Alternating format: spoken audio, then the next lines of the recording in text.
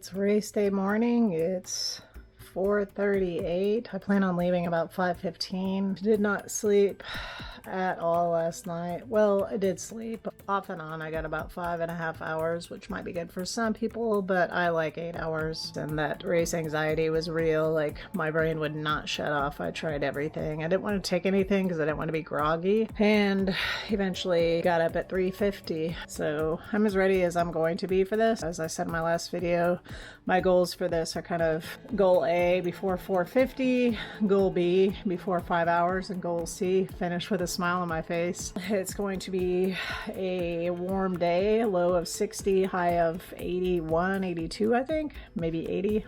I don't know, it's always changing. Either way, it's going to be warm. Whew. The nerves are setting in, and I'm pretty much all ready, got everything packed. Yeah, ready to do this thing and yeah, finish my first marathon. I got here right at 6 and pretty much nobody here, but it's now 6:10 and cars are really pulling in. So these are all people doing the marathon.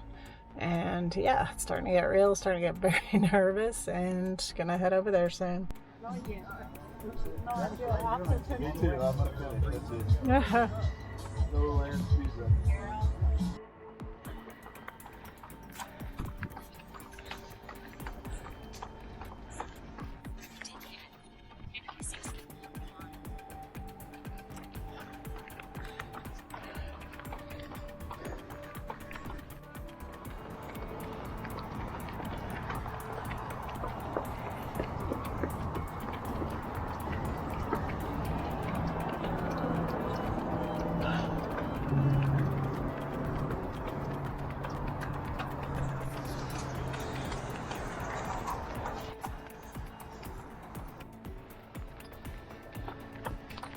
Lost a minute on a bathroom break, but still doing good.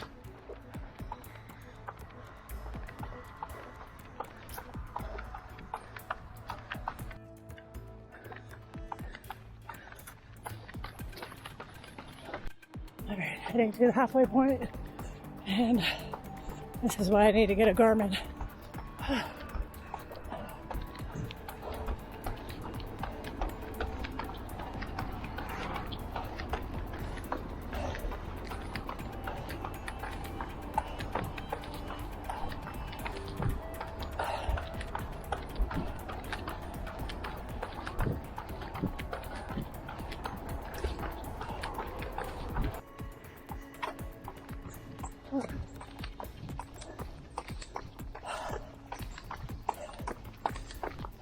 Great.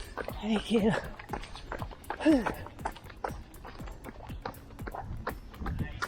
9:24.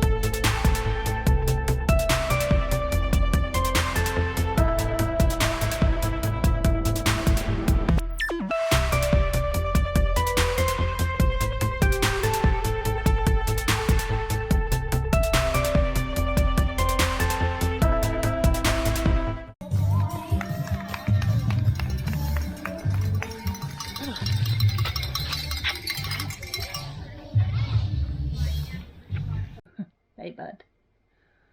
I think he wonders what trauma I've been through. I just got home from the marathon, so I'm not sure what the exact time was. I'll put it up here and I'll do a more extended race recap, but got a pretty nice shirt, long sleeve. It is gonna get down in the 30s next week. I'm pretty sure I finished in 5:01 something. It may have been 5:02, definitely not under 5. I tried. I finally understand what this wall is that everybody talks about, because I definitely hit it. My body's kind of out of it too, so I'm gonna go take a cold shower and go eat a nice big meal. But yeah, first marathon in the books. So we got our C goal. We didn't get our A or B goal, but it's all good. I did finish with a smile on my face.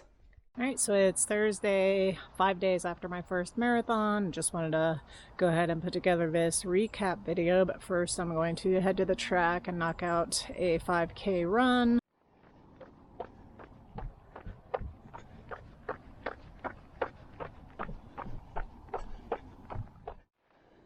Alright, so I just want to go through a recap of the race. It's kind of windy out. I guess we'll start at the beginning, and that is that it was super dark, like basically still night. I met a nice lady in the parking lot who is a seasoned marathoner, and we got to talking, and she was coming off a foot injury and planning on running another race in California following week, so she wanted to take it easy, and I was telling her it was my first marathon. I was planning to come in around hopefully below 5 hours, and she was like, great, let's run together. So I did a bunch of stretching, took a gel with about 10 minutes before the start because I didn't cross the start line until 7:09. We had to each cross one at a time. With everyone crossing one at a time, it took a while.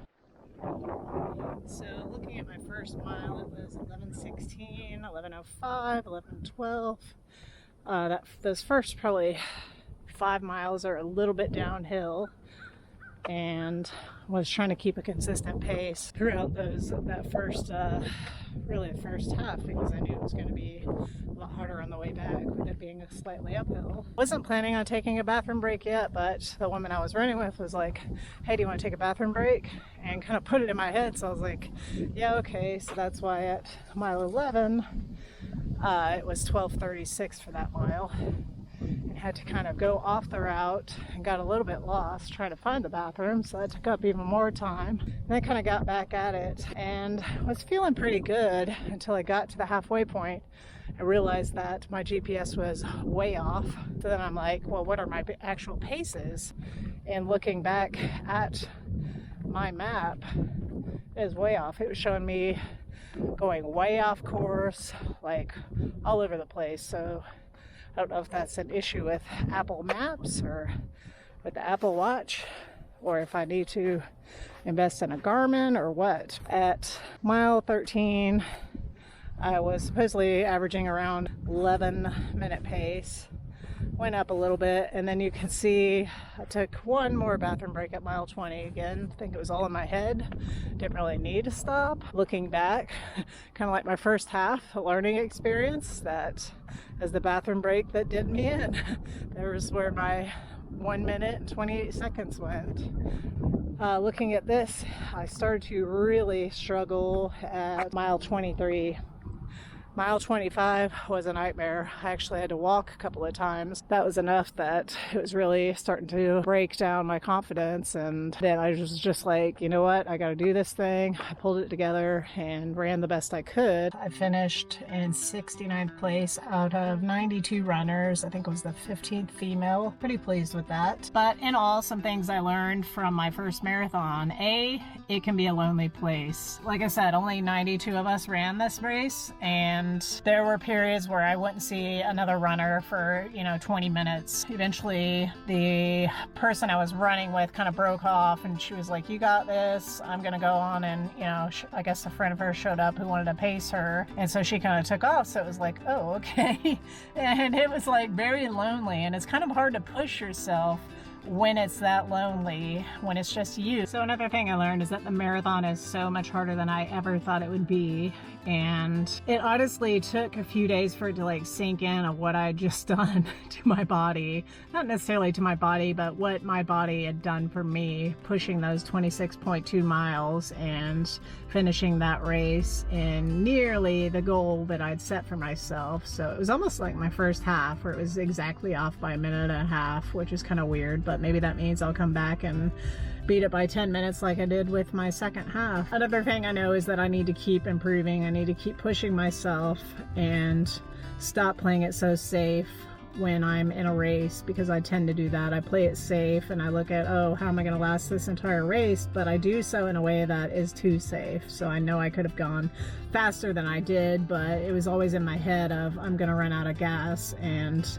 I don't think I would have. So I need to also work on my form. I need to work on strength and conditioning, all that good stuff. And then finally, like I mentioned earlier, I need to consider, if I'm getting more serious about running, then I probably should invest in a real fitness watch and possibly ditch the Apple Watch. You know, like I said, if I'm running out in wooded areas, which I often do here in the Atlanta area, then I need to invest in a better watch. So leave your suggestions in the comments down below of what watch is working for you, what watch you think I should get. And while you're at it, feel free to like, comment, subscribe, and all that good stuff, and we will keep getting better. Thanks for watching.